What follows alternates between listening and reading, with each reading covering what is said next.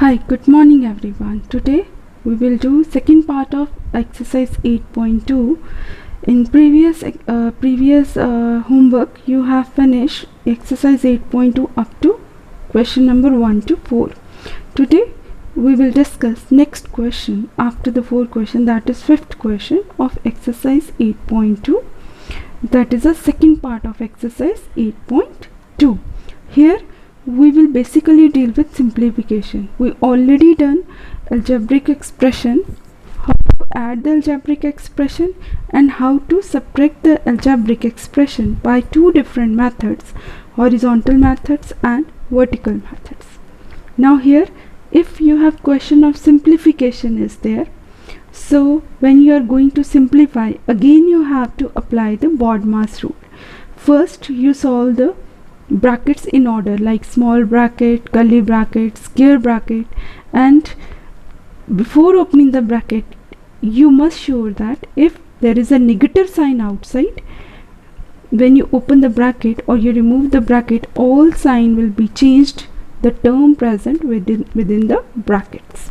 So that is a basic rule. And after that, when all brackets are removed or you are going to remove brackets one by one, you arrange the like terms, add, subtract the like terms and open the bracket. Similarly here, if I have first part, minus 10m4 plus 8 minus 3m plus 11m cube plus 13m plus 7m4. Here I can directly open the bracket. When I directly open the bracket, next step is I have to arrange the like terms. Like term means m raised to power 4. Then I check, is there m raised to power 4 is there? Yes, 7m raised to power 4. 8, there is no further constant term, minus 3m is plus 13m plus 11m cube. Now you arrange the like terms in order. Now here minus 10m4 plus 7m4 are like terms. Then you just add or subtract the numerical part and answer will be written with the same like term of m4. Like minus 10 plus 7 give me minus 3m4 plus 8, no like term is there, minus 3 plus 13 give me plus 10m plus 11m cube. Similarly next question is 8q cube plus 4q square plus 2q minus 5q cube plus 2q minus 8q square. Before opening the bracket, first check if there any like term is present. No like term is present within the bracket. Next step is when you're going to open the bracket, you must sure that if there is a negative sign outside, sign will be changed. Here negative sign is outside of minus 5q cube, so that become positive. So there is no negative sign, then other terms will be open as it is. Now you arrange the like term, 8q cube plus 5q cube, 4q square minus 8q square, 2q plus 2q. I arrange the like term, 8 plus 5 13q cube, 4 minus 8 minus 4q square and 2q plus 2q give you 4q. Next is your C part. Now if your term is like bigger, अगर आपके पास कोई ऐसा question आ जाता है कि जहाँ पे brackets भी दिए हैं, बहुत सारी दिए हैं, कर्ली ब्रैकेट भी, स्क्वायर ब्रैकेट भी, राउंड ब्रैकेट भी, तो वन बाय वन आपने उसको सॉल्व करना है. 7p square minus square bracket 4p square cube plus 8q square minus, now curly bracket start, 5q square minus 2p square plus 6p square cube minus 3p square cube minus 10p square. So my first step is I have to solve this round bracket. So before opening the round bracket, I must check if there is any like term present within the bracket. If I saw that 6p square cube and minus 3p square are like terms, so 6 minus 3 give me plus 3, p square cube shows that these are like term, minus 10 p square, then I open the bracket because outside the bracket there is positive sign. Now when round bracket is removed, now move to the curly bracket. Before opening the curly bracket, you must sure that there must, if any like term is there, you have to add, like minus 2p square and minus 10p square, only one like term is there, so minus 2p square and minus 10 give me minus 12p square. जैसे जैसे आपने BODMAS rule में आप करते हो, पहले एक bracket solve की, फिर दूसरी ब्रैकेट सॉल्व की, और जो पार्ट अभी ब्रैकेट में नहीं आ रहा उसको एज इट इज़ आपने आंसर तक लिखना है, क्योंकि स्टेप बाय स्टेप आपने ब्रैकेट मूव करनी है और सॉल्व करना है। अब यहाँ पे जैसे आया आपका 5q² minus 12p² plus 3p², कोई लाइक टर्म नहीं है। नेक्स्ट स्टेप मुझे क्या करना है, कर्ली ब्रैकेट ओपन करनी है। नेगेटिव साइन आउटसाइड है तो क्या होगा, कर्ली ब्रैकेट के अंदर जितनी टर्म्स है उसके साइन चेंज हो जाएंगे। Minus 5q² minus minus plus 12p² and minus into plus is minus 3p², curly bracket open हो गई। कौन सी ब्रैकेट बची, सिर्फ स्क्वायर ब्रैकेट। अब स्क्वायर ब्रैकेट को ओपन करने से पहले अपनी लाइक टर्म चेक कर लेनी है। यस, 4p² और माइनस 3p² अरेंज कर लिया। 8q² minus 5q² and 12p² की कोई भी लाइक टर्म नहीं है तो वो एज इट इज़ आ जाएगा। 4 minus 3 give me 1p², 8 minus 5 is plus 3q² and plus 12p²। अब कोई लाइक टर्म प्रेजेंट नहीं है। Now next step is you have to open the square bracket. If negative sign is outside you just change the sign, minus p² minus 3q² minus 12p²। अब यहाँ पे है like term सिर्फ एक ही है, 7p² and minus 12।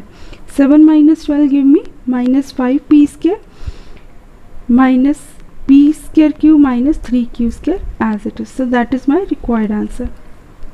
Similarly in D part, x² minus xy plus yz plus 2xy plus yz minus 2x² minus 3yz plus 3x² plus xy. Such a long term. Condition यही है कि सबसे पहले आपको round bracket open करनी है, सारी term as it is लिखी जाएंगी।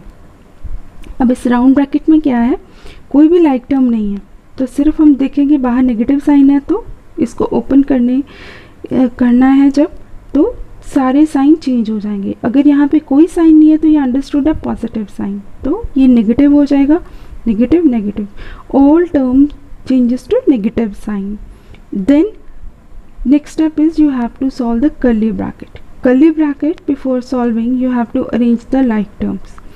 yz minus 3yz minus 2x² minus 3x² minus xy. अब yz minus 3yz minus 2yz, like यहाँ पे कुछ नहीं लिखा हुआ तो अंडरस्टूड है, यहाँ पे 1 है, 1 माइनस 3 माइनस 2 yz माइनस 2 और minus 3 minus 5x² minus xy। तो ये आपकी कर्ली ब्रैकेट है। अभी नेक्स्ट स्टेप में आपने कर्ली ब्रैकेट ओपन करनी है, आउटसाइड साइन चेक कर लेना, अगर पॉजिटिव है तो कोई भी साइन चेंज नहीं होगा, वो सारे एज इट इज आ जाएंगे। अब स्क्वायर ब्रैकेट आ गया, स्क्वायर ब्रैकेट सॉल्व करने से पहले लाइक टर्म्स को अरेंज कर लेना है। yz माइनस 2yz, 2xy की कोई लाइक टर्म नहीं है, ये xy और नेगेटिव xy अगर सेम टर्म हो, साइन चेंज हो तो आपस में कैंसिल हो जाएंगे, सिर्फ यही एक बची। Then 5x minus 5x² as it is. अब नेक्स्ट स्टेप में 5z माइनस 2, जहाँ पे कोई टर्म नहीं है तो वहाँ अंडरस्टूड है, वहाँ पे क्या है 1, ओके। तो 1 minus 2 give me minus 1 yz plus 2xy minus 5x², क्योंकि बाकी टर्म की कोई भी लाइक टर्म नहीं थी, उसको हम एज इट इज़ लिखेंगे। अब जब आपने स्क्वायर ब्रैकेट खोलनी है तो बाहर कौन सा साइन है, नेगेटिव साइन, तो नेगेटिव साइन अंदर के जितनी टर्म्स हैं उन सब के साथ मल्टीप्लाई हो जाएगा। x² negative negative positive, yz negative into positive negative, और नेगेटिव को नेगेटिव से मल्टीप्लाई करने पर क्या होता है, पॉजिटिव। तो मल्टीप्लाई सोचने के बजाय आप सीधा ये सोचो कि अगर मेरे पास बाहर नेगेटिव साइन है तो अंदर जितने टर्म के साइन है वो सारे साइन चेंज हो जाएंगे, अगर नेगेटिव है तो पॉजिटिव हो जाएगा, पॉजिटिव है तो नेगेटिव। अब फिर से आपने अरेंज करनी है like terms, only x² plus 5x², x² plus 5x², 1 plus, आपको पहले भी बोला है कुछ नहीं लिखा हुआ तो अंडरस्टूड है 1 है, 1 plus 5 6 x² minus 2xy plus yz is my required answer. Next है क्वेश्चन नंबर 6। क्वेश्चन नंबर 6 में क्या है, आपको अलग अलग 2 पार्ट्स में क्वेश्चन को डिवाइड किया गया। उसमें पहले पार्ट में कुछ आपके एक्सप्रेशंस हैं, इस तरह से लिखे हुए हैं कि पहले पार्ट में लिखा हुआ है क्वेश्चन के कि इन सारे एक्सप्रेशन को ऐड करो। फिर दूसरे पार्ट में भी कुछ 2 एक्सप्रेशंस आपको दिए हैं, उनको आपने ऐड करना है। बाद में जो रिज़ल्ट आएगा पहले वाले पार्ट से और जो सेकंड पार्ट से क्वेश्चन के जो रिज़ल्ट आएगा उसको उसमें स्टेटमेंट लिखा है कि जो पहले पार्ट से रिज़ल्ट आता है, ओके, उसमें से जो सेकंड पार्ट से रिज़ल्ट आता है वो माइनस करना है, subtract this result from this result, ये आपके स्टेटमेंट में लिखा है। तो बहुत लंबी चौड़ी स्टेटमेंट है, शॉर्ट फॉर्म में समझा दिया। पहले पार्ट में जो आपके एक्सप्रेशन लिखे हैं, तो जब इस तरह के क्वेश्चंस आते हैं तो आप वर्टिकल मेथड यूज़ करना बेटर है, क्योंकि उससे हमें इजीली आइडेंटिफाई हो रहा है कि हम कहाँ पे ऐड कर रहे हैं, कहाँ पे सब्ट्रैक्ट कर रहे हैं। तो जो आपका क्वेश्चन का पहला पार्ट था, जो 3 एक्सप्रेशन थे, 8b² + 2bc - 4b² - 7bc - e 9bc + 5c², इनको ऐड करना था। और जब मैंने लाइक टर्म्स के नीचे लाइक टर्म अरेंज करके ऐड किया तो आ गया 4b² + 4bc + 4c²। इसी तरह से दूसरा पार्ट आपका क्वेश्चन का था 6b² - 6² में -8b² + 6bc + 2c², ये आपने ऐड करना था। ऐड करके आ गया -2b², because 6 - 8 -2b² -6 + 2 -4c² + 6bc। अब यहाँ तक तो आपके दो पार्ट अलग अलग सॉल्व हो गए। उसके बाद क्वेश्चन में लिखा था कि अब जो रिजल्ट आया, पहले वाले पार्ट से रिजल्ट आया, उसमें से सेकंड वाले पार्ट का रिजल्ट माइनस करना है। तो मैंने इसको स्टेटमेंट में ही जनरेट कर दिया, subtract -2b² - 4c² + 6bc from 4b² + 4bc + 4c²। मतलब आपने फ्रॉम के बाद जो एक्सप्रेशन है वो आप टॉप मोस्ट रखोगे, और फ्रॉम से पहले वाला जो एक्सप्रेशन है वो आपका सेकंड रो में आ जाएगा, क्योंकि फ्रॉम के बाद वाला फर्स्ट होता है, उसमें से ही हमने सेकंड वाला सब्ट्रैक्ट करना होता है। तो जैसे ही आपने सेकंड एक्सप्रेशन नीचे लाइक टर्म्स के अकॉर्डिंग टू अरेंज किया, तो ये साइन मैं सर्कल कर दिया, क्योंकि मुझे क्या करना है, सब्ट्रैक्ट करना है। तो सर्कल वाले साइन मुझे एक्सेप्ट नहीं करने, यहाँ से जो चेंज होके साइन हुआ, क्योंकि साइन चेंज हो जाते हैं नेगेटिव पॉजिटिव में, पॉजिटिव नेगेटिव में और नेगेटिव पॉजिटिव में, तो आपने ये वाले साइन कंसिडर नहीं करने, नीचे जो साइन लिखे वो कंसिडर करने। 4 + 4 give me 8, 4 - 6 give me -2 and 4 + 2 give me 6b² - 2bc + 8c², ये मेरा रिक्वायर्ड आंसर था। नेक्स्ट आपका क्वेश्चन नंबर 7। क्वेश्चन नंबर 7 में भी ऐसे ही 2 पार्ट्स में डिवाइड है, बट यहाँ पे क्या था कि 2 पार्ट आपके ऐड होके लास्ट में आपने सब्ट्रैक्ट किया था। पर इसमें क्या है कि पहले 2 एक्सप्रेशन को आपस में सब्ट्रैक्ट करना है, दूसरे वाले 2 एक्सप्रेशन को आपने टोटल करना है, ऐड करना है, फिर आपने जो रिज़ल्ट आएगा, जो आपका सेकंड पार्ट से ये जो रिज़ल्ट आ रहा है, ओके, उसमें से फर्स्ट पार्ट वाला रिज़ल्ट माइनस करना है। ओके, तो यहाँ पे सबसे पहले तो सब्ट्रैक्शन की कंडीशन आ गई। सब्ट्रैक्शन की फॉर्म में लिखा है subtract 8a² b - 7b² from 5a² - 9ab² + 3b²। तो 5a² - 9ab² + 3b² वाली टर्म फर्स्ट रो में आ जाएगी, और जो ये वाली 8a² b और -7b² लाइक टर्म्स के अकॉर्डिंग टू अरेंज हो जाएंगी। अब सिर्फ b² की लाइक टर्म है, a² b की ऊपर वाली रो में कोई भी लाइक टर्म नहीं है, तो उसको थोड़ा साइड पे ओपन में लिख लिया। अब सिर्फ नीचे वाली टर्म के साइन चेंज हो गए, क्योंकि हम क्या कर रहे हैं, सब्ट्रैक्ट। तो इसको सर्कल कर दिया। सर्कल करने का मतलब है कि मैंने ये वाला नहीं कंसिडर करना, इसका जो न्यू साइन बना पॉजिटिव से नेगेटिव, वो आपने साइन कंसिडर करना है। यहाँ से भी नेगेटिव की जगह पॉजिटिव। Now 3 + 7 10b²। ऊपर वाली टर्म के नीचे कोई भी नीचे वाली टर्म नहीं थी, तो ऊपर वाली टर्म का साइन एज इट इज आ जाएगा, -9ab² + 5a² then -8a² b। तो ये मेरा फर्स्ट पार्ट का आंसर आ गया। सेकेंड पार्ट में जब दोनों एक्सप्रेशन को ऐड किया according to the like terms, 3b², because ये तो कैंसिल होगी, पॉजिटिव और नेगेटिव सेम टर्म हो तो कैंसिल हो जाती है, 3b² -1 + 2 give me +a² b then +7a². Now according to the statement, subtract first result from the second result. From second result, that means second result will be kept in the first row and this result kept in the first result kept in the second row.